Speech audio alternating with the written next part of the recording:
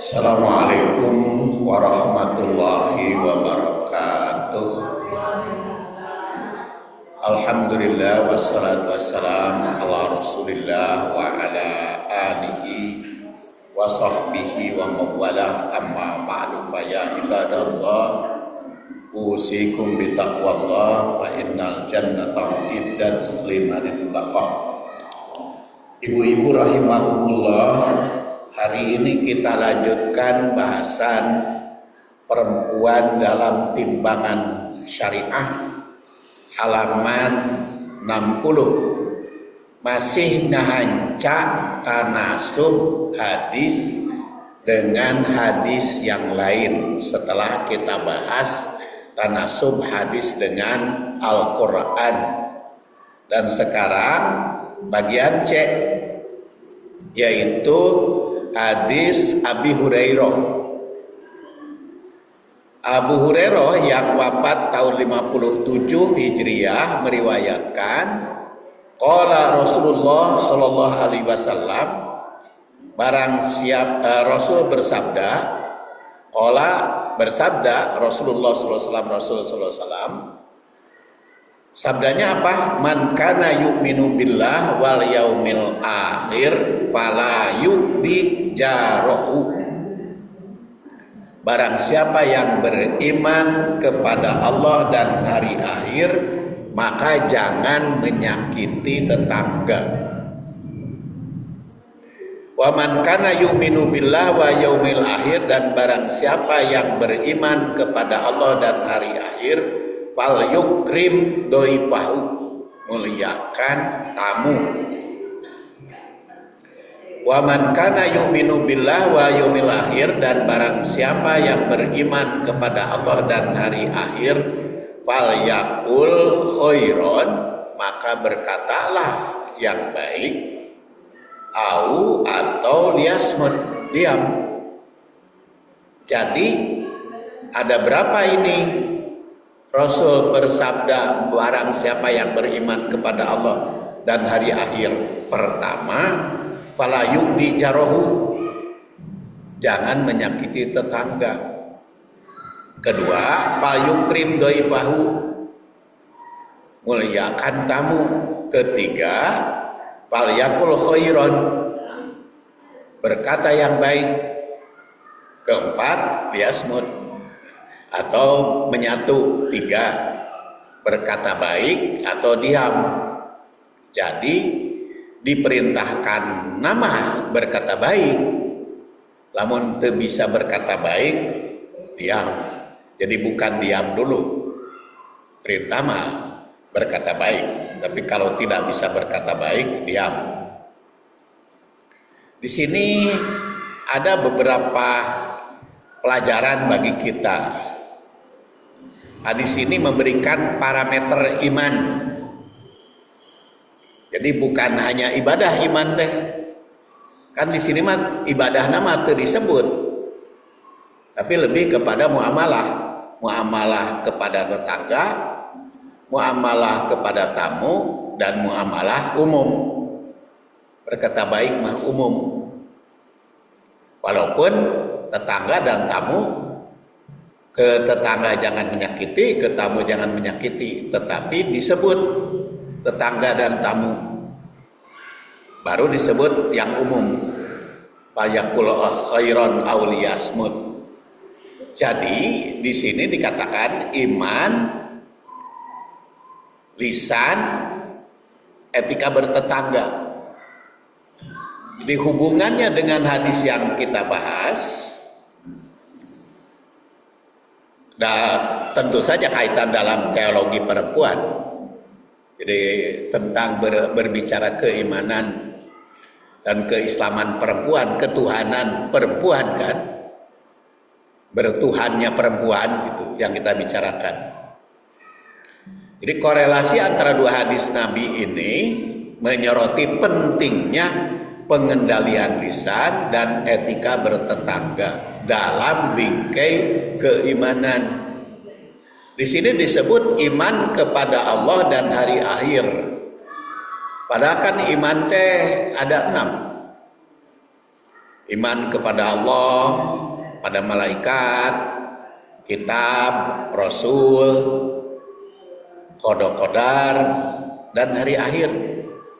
Nah, yang ngangkun disebut dua, hanya kepada Allah dan hari akhir. Maknanya seluruhnya. Karena iman kepada malaikat itu malaikat Allah. Kan di dalam hadisnya antu'mina billah wa malaikatihi. Hi-nya Allah. Wa kutubihi. Hi-nya Allah. Wa rusulihi. Hi-nya Allah. Wa bil qadari khairihi wa syarrihi minallah, dari Allah. Takdir juga. Iman kepada takdir tadi iman kepada Allah. Anu disebut Allah nama nganukur yu'minu billah apa? Yaumal akhir. Walaupun yaumal akhir juga penentuannya masya Allah. Jadi walaupun disebutnya man kana yu'minu billah, amantu billah, itu otomatis seluruhnya, seluruh rukun iman yang 6 tersebut, walaupun hanya disebut Allah. Tapi dengan hari akhir ini Allah dengan apa? Allah dengan hari akhir ini mencakup lebih kepada keseluruhan, karena malaikatihi itu kepada Allah dan seluruhnya qadar juga pada Allah. Hanya bentuknya apa? Manifestasi imannya kepada malaikat kumaha, imannya kepada kitab kumaha manifestasinya, perwujudannya, iman kepada rasul kumaha, iman kepada takdir kumaha, iman kepada hari akhir juga ada manifestasinya masing-masing. Dan itu tentu saja terungkap di dalam berbagai ayat dan hadis. Hanya di sini manifestasi iman teh disebut ada oleh Rasul ada 3, yaitu jangan menyakiti tetangga, muliakan kamu, dan berkata baik. Jadi iman itu tidak terpisahkan dengan lisan, tetangga, dan tamu. Hadis pertama mengaitkan iman dengan etika sosial. Hadis yang kita bahas berupa tidak menyakiti tetangga, memuliakan tamu, dan menjaga lisan. Dan hadis yang dibahas di buku memberikan ilustrasi konkret tentang 2 perempuan dengan kualitas ibadah berbeda. Namun yang satu masuk neraka karena menyakiti tetangga, dan yang lain masuk surga karena menjaga akhlak. Jadi kajian ini menegaskan bahwa spiritual Islam tidak hanya berbasis ritual, tetapi sangat bergantung pada akhlak sosial yang memberikan ruang kesetaraan spiritual bagi perempuan. Pendahuluan dalam wacana keislaman klasik itu kesalehan sering diukur dari kepatuhan terhadap ritual. Kan menjadi ukuran teh kesalehan perempuan teh ritual saja. Sering menjadi ukuran teh di ritualnya. Jadi tapi tidak dijadikan palenggeran urusan sosial. Maka di sini dikaitkan, disatukan. Jadi hadis Nabi ini membuka ruang tafsir yang lebih luas tentang spiritual. Islam tidak sekadar menilai keimanan dari aspek ritual, tetapi juga dari tindakan sosial. Dan kalimat man kana yu'minu billah wa yaumil akhir fala yu'di jarahu dan seterusnya itu merupakan penegasan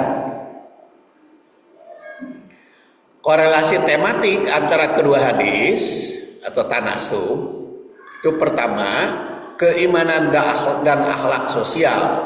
Jadi kedua hadis menyatakan bahwa iman kepada Allah dan hari akhir itu harus terrefleksi dalam akhlak kepada sesama. Jadi harus terwujud di dalam akhlak kepada sesama. Hadis kedua menunjukkan buruk dari lisan menyakiti meskipun dibarengi ibadah. Itu bahaya. Kemudian ketiga, etika bertetangga, keduanya menegaskan bahwa hubungan baik dengan tetangga merupakan indikator keimanan. Keimanan yang benar. Keempat, konsekuensi akurat akhirat. Hadis kedua menjelaskan secara eksplisit bahwa akhlak sosial menentukan nasib akhirat. Karena man kana yu'minu billah wa yawmil akhir, daripada banyaknya formal. Kemudian hadis ini man kana yu'minu billah. Hadis ini penting dalam membangun teologi perempuan. Karena apa? Karena menegaskan bahwa perempuan memiliki kesempatan spiritual yang sama melalui amal sosial. Meskipun ibadah ritualnya terbatas. Kalau ibadah ritual nama kan ada batasnya perempuan. Tapi kalau ibadah sosialnya tidak ada batasnya. Kalau ibadah ritual mah kan ada liburnya perempuan kan. Sholat ada liburnya, saum ada gangguannya. Tapi kalau sosial mah tidak ada bedanya. Kemudian yang kedua memberikan kritik terhadap pemaknaan sempit terhadap kesalehan. Jadi kesalehan perempuan jangan hanya ditinjau dari sudut ritual belaka. Ketiga, menempatkan akhlak sebagai bentuk kesalehan utama. Jadi korelasinya atau tanasubnya kedua hadis ini implikasi man kana yu'minu billah wa yaumil akhir dan falayu bi jarrahu itu sangat berkaitan erat dengan yang kita bahas. Kemudian falyakul khairan aw liyasmut, pada dasarnya seperti tadi saya katakan, falyakul khairan tuh baik kepada tamu maupun kepada tetangga. Falyakul khairan itu. Bahkan kan di dalam hadis lain katakan kalau jadi tamu jangan bikin durhaka pribumi. Jadi kalau kita bertamu jangan bikin durhaka pribumi. Kumaha durhakana nya bisi pribumi teh saking kesel jadi menyakiti tamu. Jadi kan bikin durhaka. Makanya tamu ulah pikanyirieun. Ya. Ulah pikanyirieun pribumi ulah pikanyirieun tamu. Dina hadis ieu makan ulah pikanyirieun tamu, ulah pikanyirieun tetangga. Jadi kalau ulah pikanyirieun tetangga urang ge ulah pikanyirieun batur.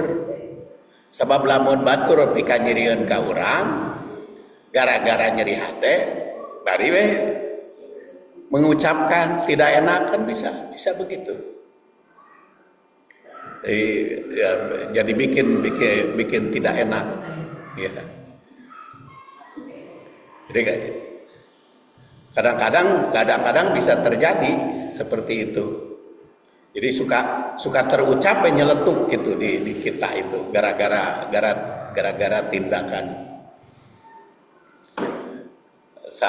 Salah satu pengalaman kemarin tuh ada yang datang ya jajaluk kan biasa hari ka rumah pan banyak wae kan jajaluk teh. Jadi jajaluk teh aya wae gitu ka rumah teh tuh dengan berbagai macam cara. Aya nu jajaluk ku urang teh di pasian we biasa target gitu. Target sakitu we keur jajaluk mah. Jadi aya langsung upah cenah atuh jakat we cenah nu ageung. Tarina mah urang teh ngeunah gitu. Tarina mah kan urang teh enak gitu nya. Ngasih dengan hati rela nih. Ngasih gitu. Tapi geus disebutkeun pacaran nu ageung we atuh zakat ka abdi teh jadi teu ngeunah. Teu ngeunah teh manusia.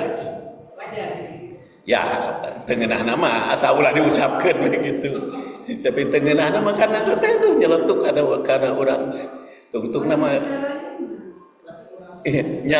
nya diam we tungtung nama urang teh.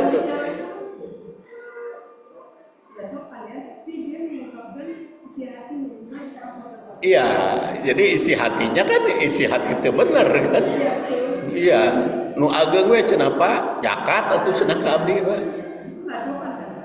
Ya jelas, tapi atuh ka urang teh.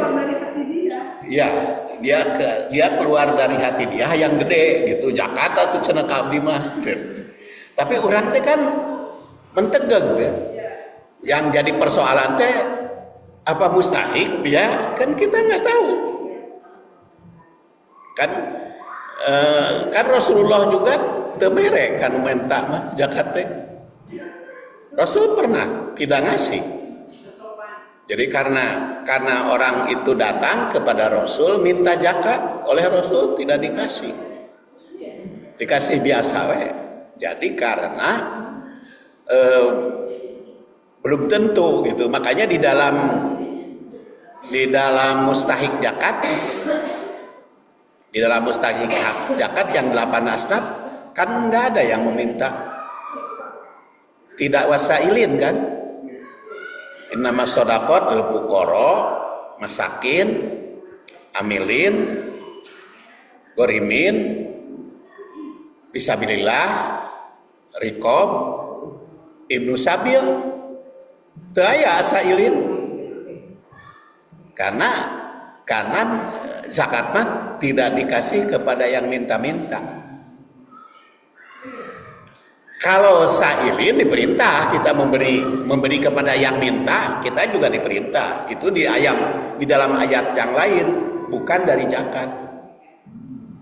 Bukan dari zakat. Ya karena zakat wajib terus ada mustahiknya. Jadi kita tidak bisa ya mengeluarkan zakat kepada yang musafir apa? Ya, ada aturan. Zakat mah 8 asnaf. Jadi tidak termasuk orang yang minta-minta mah bukan mustahik zakat. Apakah yang minta-minta itu diberi? Ya diberi sekadarnya. Tapi bukan dari zakat. Karena tidak tercantum dalam surat At-Taubah 60. Tidak ada yang minta-minta di situ di dalam 8 asnaf. Ya, jadi asailin ada. Jadi boleh kita ngasih kepada asailin yang minta, tapi bukan dari zakat. Jadi dari infak.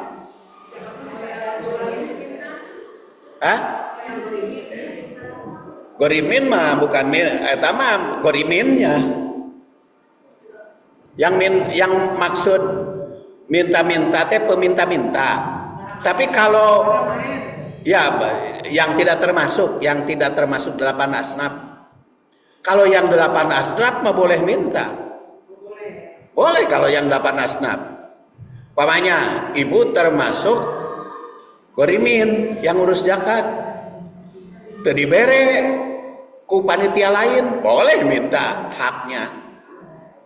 Boleh minta haknya, bukan karena peminta-minta, tapi karena gorimin atau karena fisabilillah atau karena benar-benar fuqara gitu. Tapi kalau bukan fuqara, bukan masakin, Rasul juga netep heula kepada yang minta itu.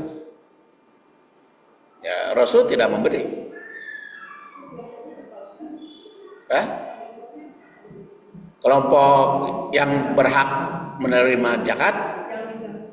Ya, kalau kelompok yang minta-minta, kalau bukan 8 asnaf, ya peminta itu.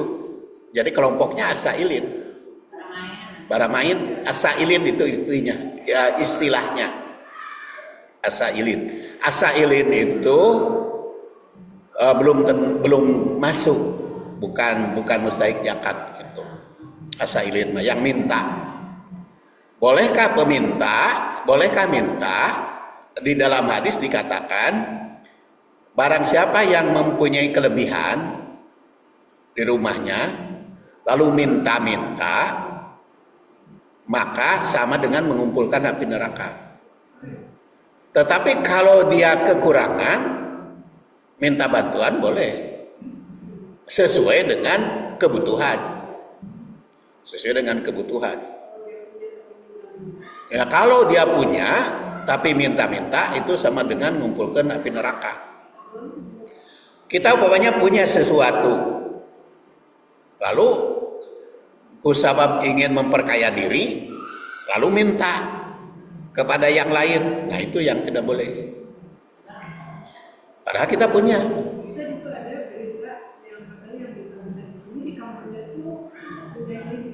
Iya banyak itu, banyak. Jadi peminta-minta itu profesi. Iya, jadi ada yang kapergo kan, pas uangnya kan dapat 20 juta, ada 20 juta hasil minta-minta. Jadi banyak yang kaya.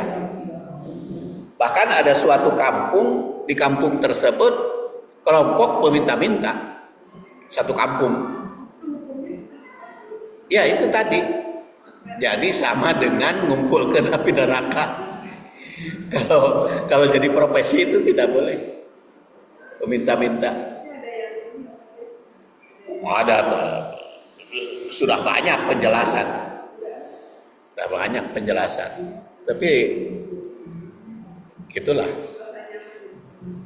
Rasa kan sampai ada yang mengatakan, kamu cenah sekolah hararese, gaji sakitu. Kurang mata sekolah menang gaji gede, minta-minta. Kemudian kita loncat ke bagian D. Ini hadis dari Ibnu Umar, bagian D. Hadis dari Ibnu Umar. Ya, tanasub, masih tanasub dengan wasiat Jibril. Ibnu Umar itu sambil kita memperkenalkan para sahabat. Ibnu Umar itu nama aslinya Abdullah bin Umar bin Khattab. Wafat tahun 73 Hijriah. Ini Abdullah bin Umar itu karakternya sangat berbeda dengan ayahnya. Kalau tidak salah pernah saya ceritakan sebelumnya ketika nyebut Ibnu Umar. Jadi Ibnu Umar maupun Ibnu Amr. Kemarin minggu yang lalu Ibnu Amr ya, Abdullah bin Amr bin As. Kalau ini mah Abdullah bin Umar bin Khattab. Bedana Umar jeung Amr, Ibu harus tahu dalam tulisan Arab, kalau setelah ro ada wawu itu dibaca Amr. Kalau teu aya wawuan Umar. Jadi kalau an Abdillah bin Umar atau Amr, tingali we tosrona, lamun tosro aya wawu itu Abdullah bin Amr. Kalau tidak ada wawuna wawu tanda we. Itu Umar. Dan dua Abdullah ini karakternya beda jeung bapana. Seperti Abdullah bin Amr bin As, Abdullah bin Amr mah tukang ibadah. Abdullah bin Umar juga tukang ibadah. Hebat ibadahna. dan dekat sekali kepada Rasul, sampai-sampai diceritakan oleh Nafi, salah satu muridnya, ketika berhaji setelah Rasul wafat, berhenti di satu tempat ngelong, itu hanya nempo aja gitu. Begitu berhenti berangkat lagi, ketika ditanya kunaon berhenti, ya saya lihat Rasul begitu, ya udah saya nurutan Rasul aja. Jadi apapun yang dipraktekkan Rasul ikuti. Jika namun Rasul ngadehem ge miluan ngadehem. Saling ikut kepada Rasul sallallahu alaihi wasallam. Beda dengan bapakna Umar bin Khattab. Umar bin Khattab kan kritis pada Rasul itu. Sampai seperti pernah saya ceritakan waktu nyium Hajar Aswad kan. Ini a'lamu annaki hajar. Aku tahu engkau itu batu. Nggak ada manfaatnya aku mencium kamu, dan tidak mencium itu nggak ada manfaatnya. Itu ke Hajar Aswad. Tapi kata Umar, karena Rasul nyium, ya saya juga cium kamu. tapi kalau Rasul mempraktekkan, ya ikut. Kalau Rasul memerintahkan gitu, pasti beliau praktekkan. Tapi kan hari di urang mah ayeuna mah nu seueur nyium Hajar Aswad teh ibu-ibu.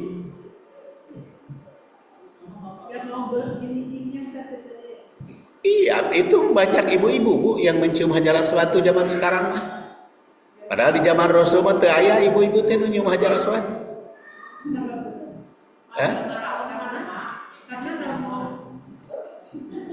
Ya, yang ngaraosan we. Da teu dicaritakeun atuh Aisyah nyium Hajar Aswad. Enggak, belum ditemukan itu hadis yang mengatakan bahwa Aisyah mencium Hajar Aswad. Kalau Rasul mah sungkan. Ya. Jadi itulah Ibnu Umar.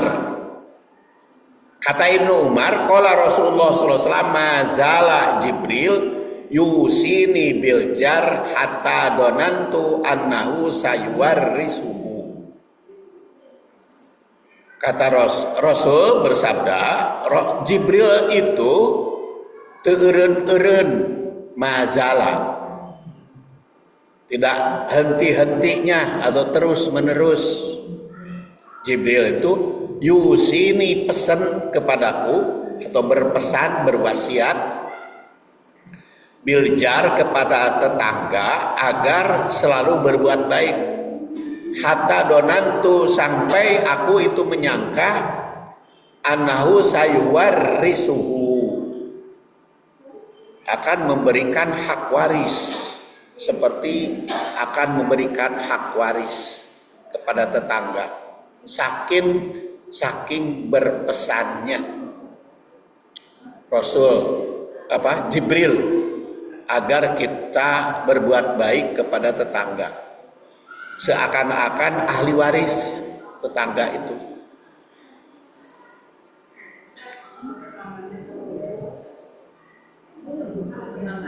Ya.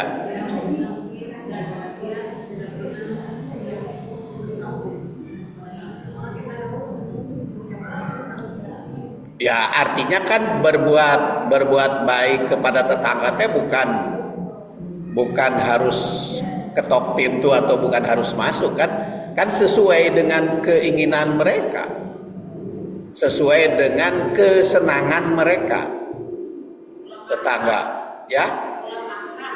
ya ulah maksa sesuai dengan kesenangan mereka.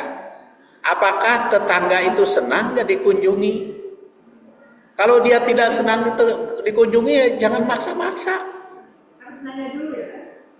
Bahkan kalau mau bertamu, bagusnya gitu. Apalagi kan sekarang sudah banyak media massa. Bolehkah aku berkunjung WA dulu kan, sekarang kan justru media massa sekarang itu merupakan alat komunikasi yang bagus. Jadi kalau mau nelpon juga kan bagusnya WA dulu. Bagus nama. Kecuali kalau yang sudah biasa.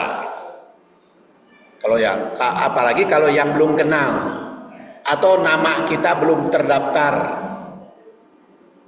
Seperti ibu-ibu mau nelpon saya, kudu nga-WA heula. Ya, nga-WA. Kenapa nga-WA dulu? Sebab lamun teu nga-WA belum dikenal, biasanya saya tidak mengangkat. Karena apa? Karena terlalu banyak anu nelpon teu pararuguh gitu. Jadi karena terlalu sering, karena mungkin dikenal gitu di nomor HP saya itu, sehingga anu ngadadak ceurik teh anu macam-macam. Jadi akhirnya sekarang kalau tidak dikenal ya tidak diangkat. Jadi nga-WA dulu. Nah, itu sama seperti ibu tadi tanyakan, bagaimana kalau tetangganya tertutup?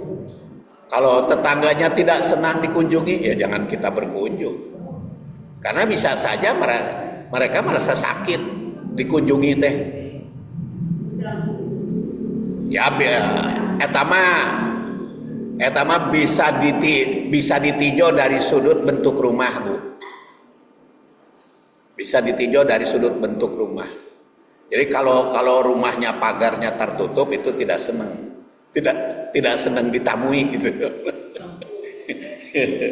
Jadi tertutup, tinggi, poek, ya itu berarti tidak senang dikunjungi. Jadi kalau bentuk rumah saya teu aya pageran segala macam, ya memang itu bebas gitu. Itu bentuk rumah itu menggambarkan. Bentuk rumah itu menggambarkan. Ya. Ya itu kan kebiasaan gitu. Jadi kita bisa menilai begitu. Ini pagernya tinggi gitu ya. Tertutup, berarti tidak senang ditamui. Jadi kalau mau namu ke yang begitu harus nge-WA dulu, harus izin dulu. Ya, pokoknya dalilnya mah keamanan.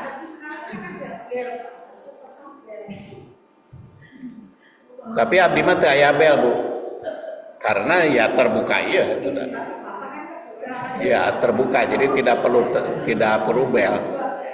Sabab belna gandengkeun. Jadi kedua hadis yang disebutkan ini menunjukkan sampai-sampai Jibril itu seperti berwasiat kepadaku agar bertetangga itu menjadi ahli waris. Dan tidak menjadi ahli waris memang. Karena ahli waris mah lebih kepada nasab dan musyawarah. Tapi musyawarah mah kan karena pernikahan, lebih kepada nasab. Kemudian hadis kedua, wahai Rasul, yang disebutkan di dalam kajian ini, yaitu pulan tentang ibadahnya baik tapi tetangganya buruk, maka oleh Rasul ditandaskan. Jadi itu seakan-akan saling mewarisi. Jadi kaitannya tema utama besarnya perhatian terhadap hak tetangga. Jadi karena dampak buruk yang akan diraih apabila jelek. Kemudian pesan moral menunjukkan betapa pentingnya hak-hak tetangga hingga nyaris disejajarkan dengan hak waris. Karena apa? Karena di dalam hadis dikatakan, di dalam hadis yang kita kaji, menyakiti tetangga dapat mengganggu nilai ritual. Kemudian aspek prinsip akhlak sosial pada hadis Jibril ini membangun kesadaran sosial dan tanggung jawab terhadap sekitar. Dan dalam hadis itu menegaskan bahwa akhlak sosial lebih berat timbangannya.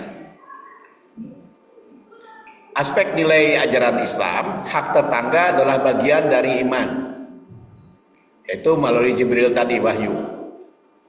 Dan jaminannya surga dan neraka kaitan dengan tetangga. Jadi kesimpulan dua hadis ini berkaitan erat dalam menggambarkan paradigma etika sosial dalam Islam, yaitu bahwa hubungan dengan tetangga merupakan bagian dari iman. Kemudian berapa jumlah tetangga yang dimaksud tetangga? Kita lihat hadis berikutnya, bagian E.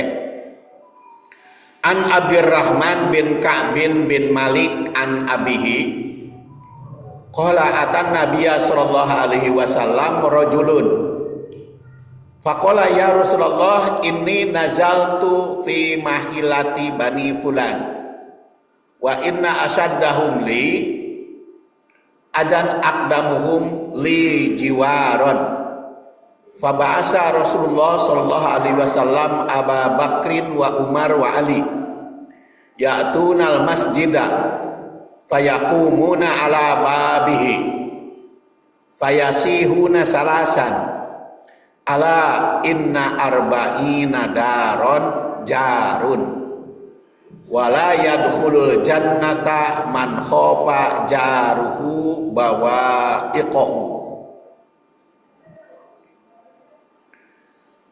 Dari Abdurrahman bin Ka'ab dari bin Malik dari ayahnya, seseorang datang kepada Rasul sallallahu alaihi wasallam. Dia menanyakan, wahai Rasul, aku tinggal di suatu perkampungan pemukiman Bani Fulan. Jadi kalau di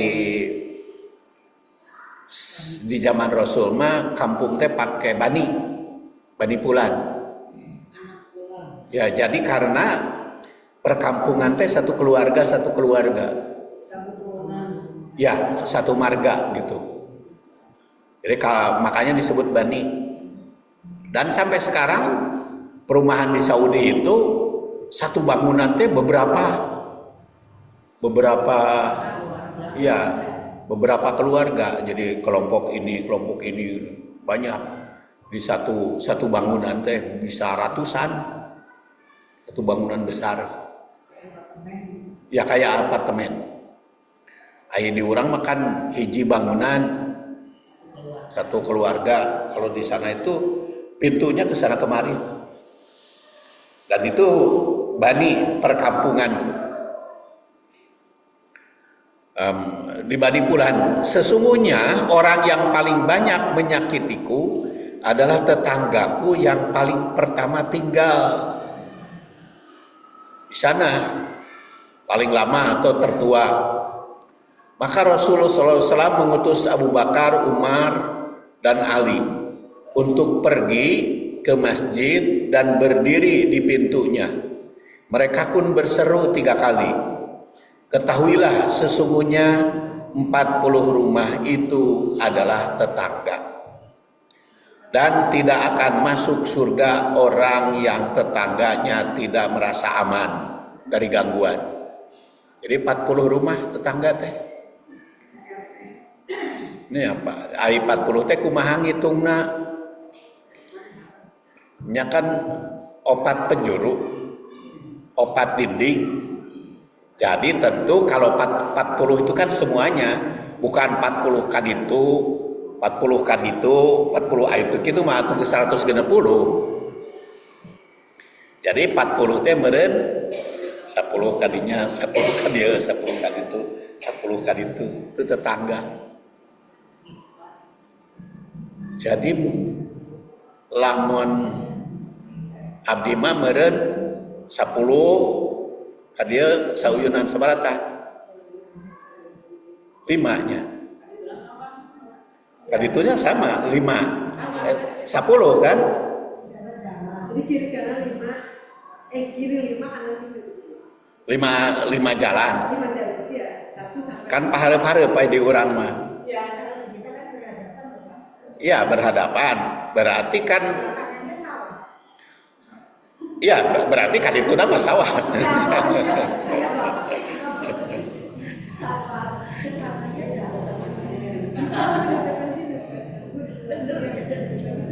Jadi 40 teh jumlah keseluruhan. Sakuring bungking 40 teh. Jadi bukan 40 kan itu 40 kan ieu eta mah jadi 160. Itu tetangga.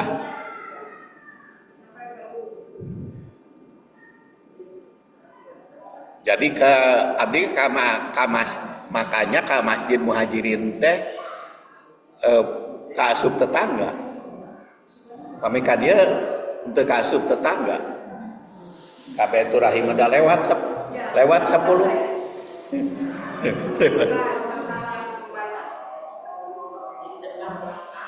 Batas. Oh iya. Ya, jadi itu makanya disebut bani komplek ya. Jadi itu bisa dipahami. Bisa dipahami macam-macam. Karena kan di sini bani bulan, bani anu.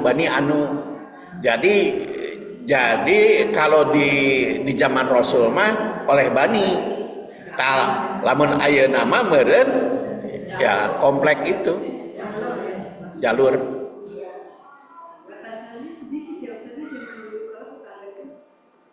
Ya, tapi kan kalau zaman dahulu kala mah 10 teh banyak dah lebih tuh jaraknya.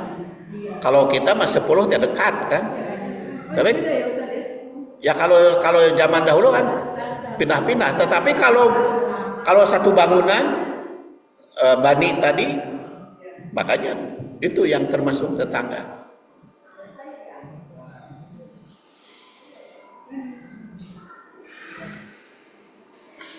Dan di sini pada zaman masyarakat madani sekarang dalam perspektif Islam itu bukan hanya ditandai oleh kemajuan ekonomi atau ihsan formal, melainkan ditopang oleh nilai-nilai akhlak, keadilan sosial dan penghormatan hak sesama. Dalam masyarakat seperti ini manusia dihargai sebagai makhluk. Konsep ini telah dicontohkan secara nyata oleh Rasul. Kemudian akhlak sebagai pondasi masyarakat. Akhlak bukan sekedar etika individual, melainkan pilar kolektif yang menopang relasi masyarakat. Ketika akhlak dijadikan dasar maka akan terbangun lingkungan aman yang terpercaya. Kemudian ketiga, bahaya ibadah tanpa akhlak sosial itu berat ya, karena tadi pinar Pak, karena sholat juga inna sholata tanha 'anil fahsya'i wal munkar. Nah, maka implementasinya masyarakat modern dihadapkan pada banyak tantangan individualisme. Seperti tadi individualisme ya, kalau kaitan dengan komplek, ibu kahalangan ku kawis satra kawis tara ari abdi jeung nuansa. Iya, apakah itu teh sebat bukan tetangga? Kan beda kompleknya. Dipager deui, tetapi kan karena sudah jadi bertetangga ya bagus, nama baik-baik saja, asal tentu saja melihat sikap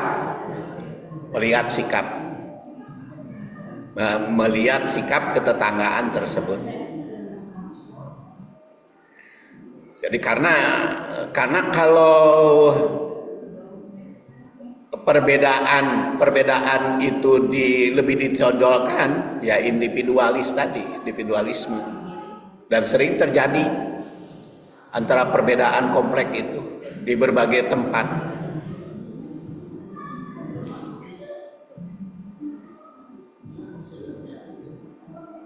Kemudian tanasubnya hadis yang diriwayat dari Abdurrahman bin Malik bin Ka'ab. Nabi SAW itu kan sampai ngutus Abu Bakar, Umar, dan Ali untuk menyerukan di masjid, ketahuilah bahwa 40 rumah adalah tetangga dan tidak akan masuk surga orang yang menyakiti pada anggota yang 40 rumah itu. Kandungan utama Islam menetapkan bahwa hak tetangga sangat luas, itu mencakup 40 rumah. Jadi wayahna we walaupun beda komplek kudu nu boga komplek nate harus saling menghargai. Ya tadi sangat tergantung kepada sifat masing-masing. Jadi kita kan tidak boleh memaksakan. Kan kita juga bisa melihat di dalam kehidupan sehari-hari ini orangnya senang enggak gitu. Kalau kita diajak ngobrol, kalau kita ngajak ngobrol, kan harus tadi teh masih mencakup hadis yang sebelumnya, fal yakul khairon auliyasmut. Ucapan khair, ucapan baik teh yang bagaimana? Ya yang sesuai dengan keinginan masing-masing. Jadi lamun urang resep heureuy ge, kan hati-hati heureuy-nya. Jeung saha heula bisi ku urang geus biasa dilaksanakeun itu kepada tetangga yang lain, padahal ke tetangga ini mah teu cocok ucapan eta teh. Nah itulah surti. Terus pandai-pandai menempatkan, pandai-pandai menempatkan. Karena di sini dikatakan menyakiti tetangga adalah dosa besar, bahkan bisa menghalangi seseorang masuk surga. Kemudian tanggung jawab sosial menjadi bagian dari keimanan dan keselamatan.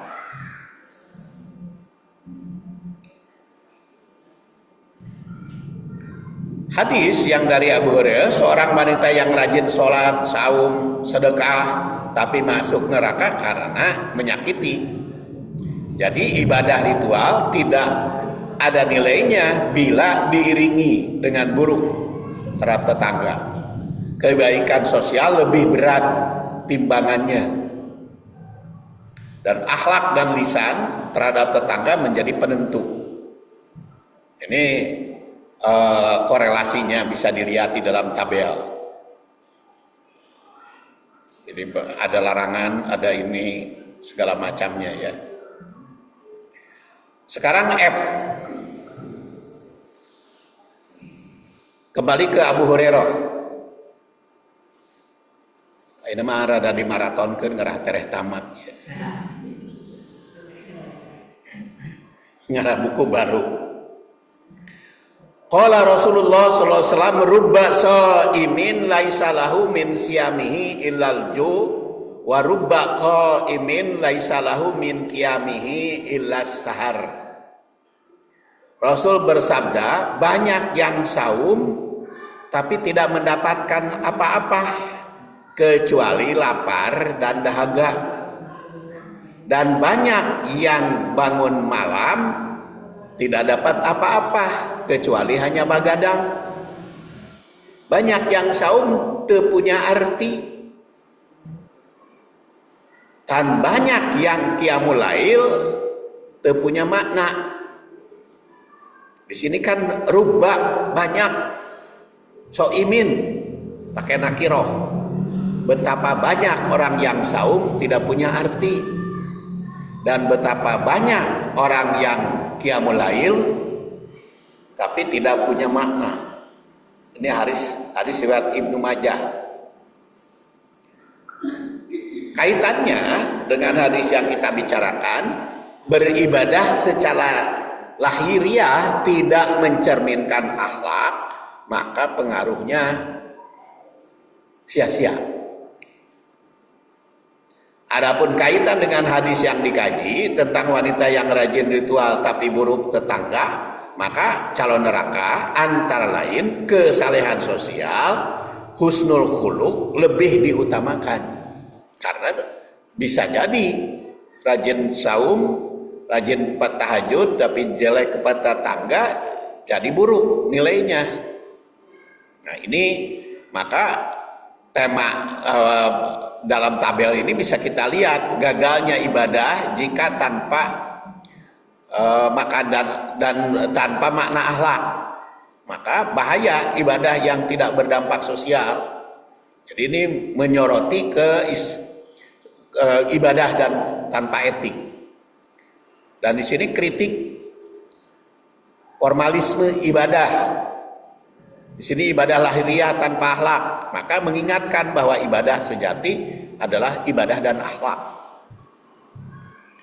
Akhir kehidupan hisab, tak dapat pahala dari ibadah, dimasukkan ke neraka walau banyak ibadah. Maka penentu maknanya akhir bukan hanya ibadah, tapi juga sosial. Nah, nilai sosial diabaikan oleh yang hanya lapar. Jadi karena ritualnya saja tidak termanifestasi, sehingga saumnya hanya lapar dan bangun malamnya hanya begadang.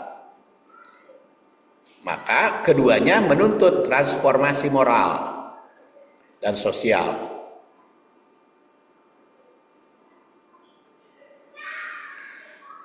Kemudian hadis berikutnya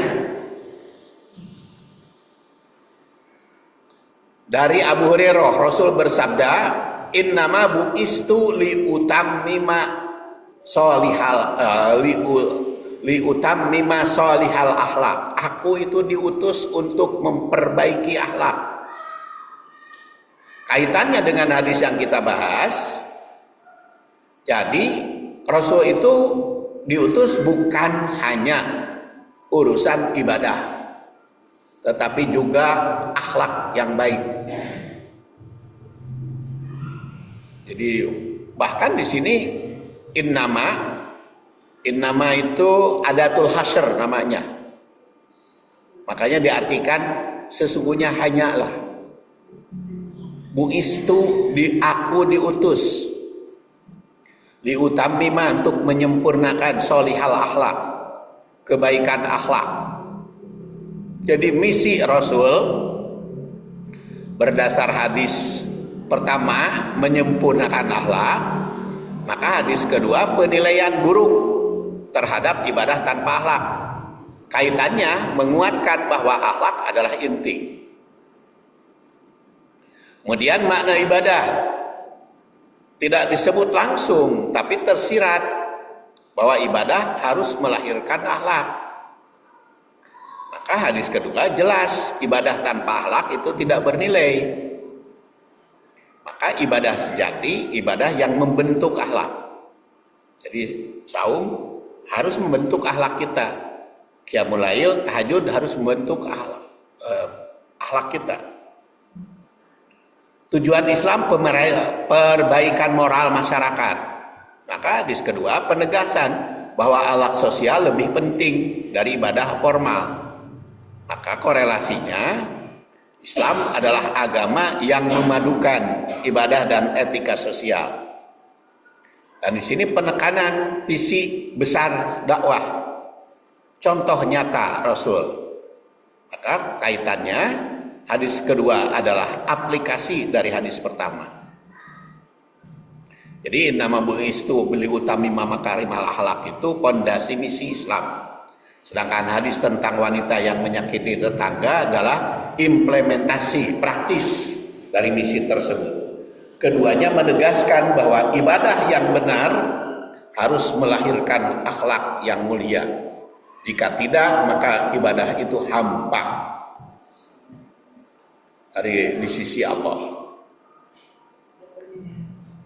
Sekarang kita lihat tinjauan historis. Yang buru-buru karena tafsirna. Konteks sosial masyarakat Arab awal. Masyarakat Arab sebelum Islam atau jahiliyah itu menilai kesalehan dan kehormatan seseorang berdasar status kabilah ritual lahiriah. Jadi dimuliakan masyarakat jahiliyah mah oleh kabilah-kabilah, oleh turunan. Maka suku bangsa itulah yang menjadi pokok utama. Dan sekarang juga masih terwaris itu teh. Masih terwaris. Dan di Timur Tengah makan tertentu itu. Nu jadi pemimpin itu. Pokoknya di Saudi Arabia ya, di Saudi Arabia.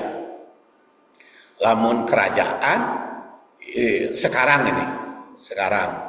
lamun kerajaan atau pemimpin negara itu hanya dari Bani Su'ud.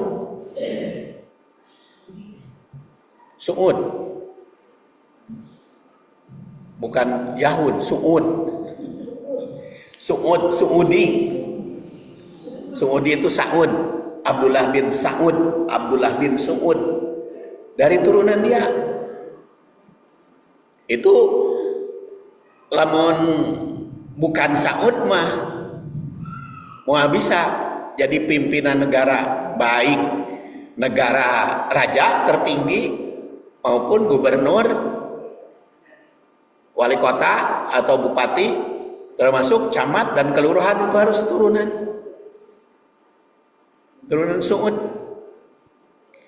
Kalau jadi ulama harus turunan Abdullah bin Abdul Wahab.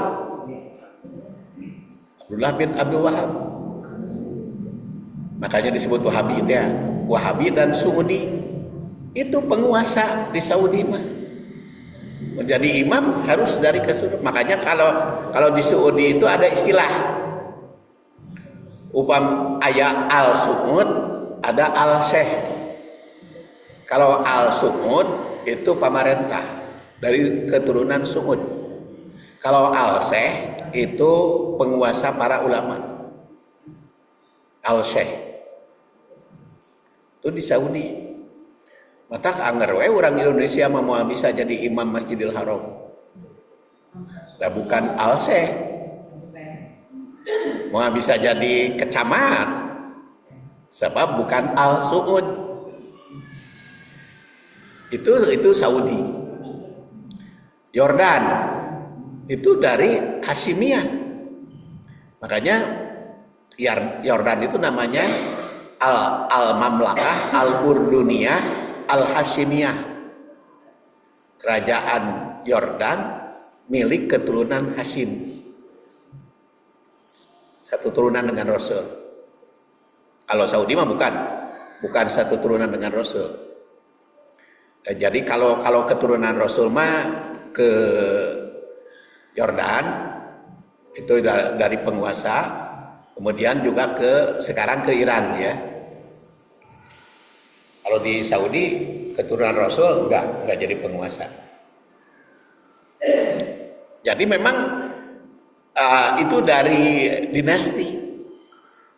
Tapi bukan Arab Bungkul kan. Di tempat-tempat yang lain juga banyak kan, seperti Brunei, Inggris kan keturunan itu, Belanda, mana di Swiss ya, Thailand kan.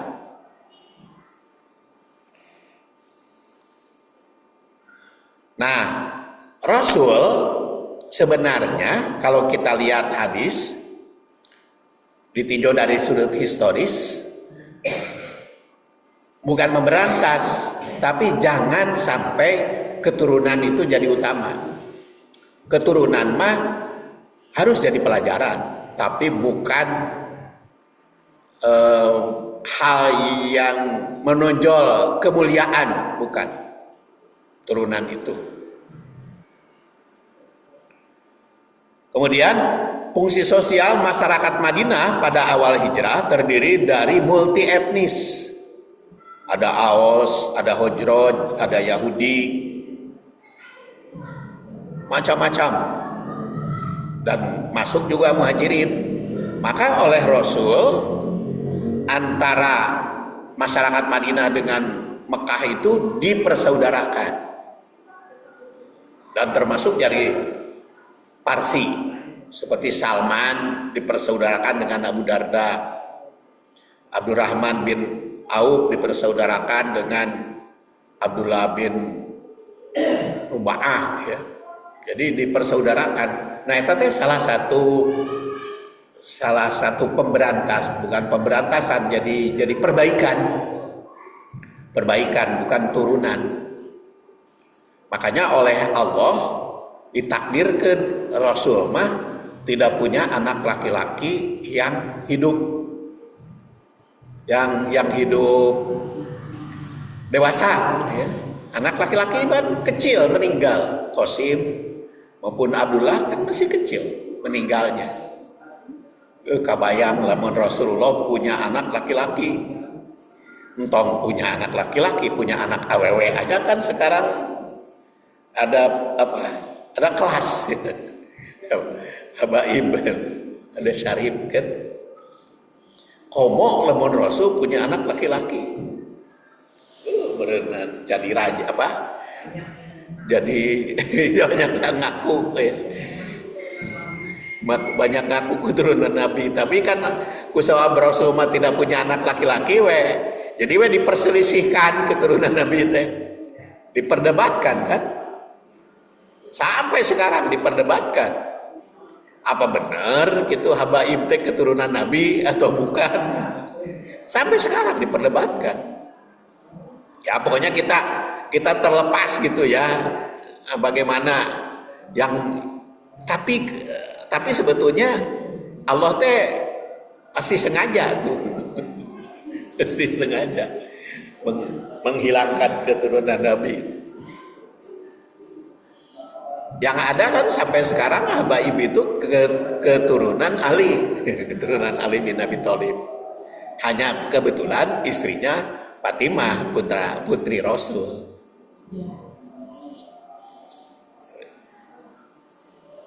Nah ini nilai reformasi. Jadi hadis ini mencerminkan visi kenabian untuk mereformasi umat agar tidak tertipu simbol. Ya, jangan sampai keturunan itu jadi simbol nilai ibadah. Kemudian korelasinya historis tersebut sangat penting dihubungkan dengan hadis yang dikaji. Jadi itu maknanya menjauhi tindakan yang mengganggu ketentraman.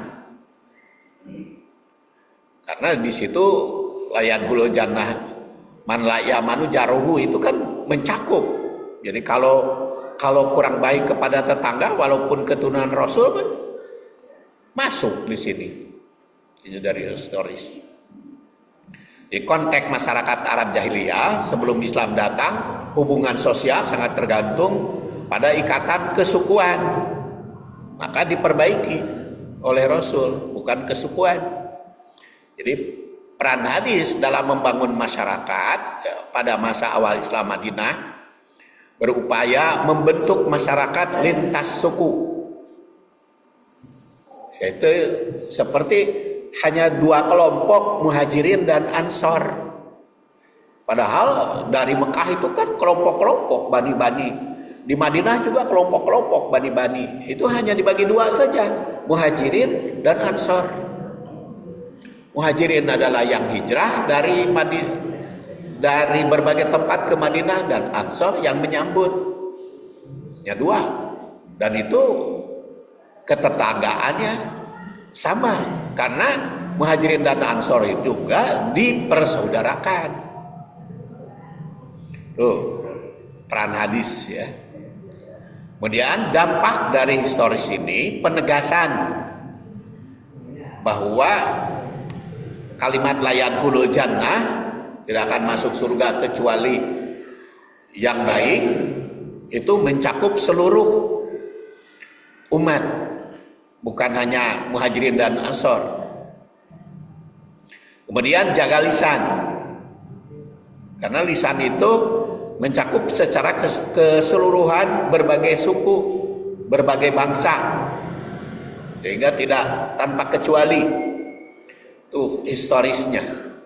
Jadi hadis ini menegaskan posisi sentral lisan dalam membentuk moralitas dan keutuhan diri. Dalam konteks sejarah sosial politik Islam, Kebinasaan sering dimulai dari perkataan yang salah. Dari perkataan. Oleh karena itu Nabi menanamkan kesadaran spiritual bahwa tubuh menggantungkan keselamatannya kepada lisan. Itu sebagai pelindung dan perusak sekaligus. Hadis ini menunjukkan bahwa lisan adalah pemimpin perilaku yang seluruh tubuh menggantungkan kepada keselamatan lisan. Jika lisan dipakai untuk kebajikan anggota tubuh, maka yang lainnya aman. Namun jika tidak dipakai, maka yang lain juga rusak. Nah, itulah makanya di sini ditandaskan man yadman li ma baina lahyaihi wa baina rijlaihi adman lahul jannah. Barang siapa yang menjamin bagiku sesuatu yang berada di antara mulut, jenggot, dan di antara kedua kaki, dua mulut ini, mulut atas dan mulut bawah, lamun pandai dijaga, insya Allah keselamatan. Ya, tarikh hadis. Maka insya Allah nanti berikutnya adalah tarjamah mufradat hadis. Nanti halaman berapa? Tarjamah mufradat hadis. Sakitu nukapi hatur, insyaallah kita ketemu lagi dengan doa penutup. Subhanakallahumma wa bihamdik asyhadu an la ilaha illa anta astaghfiruka wa atubu ilaik. Assalamualaikum warahmatullahi wabarakatuh.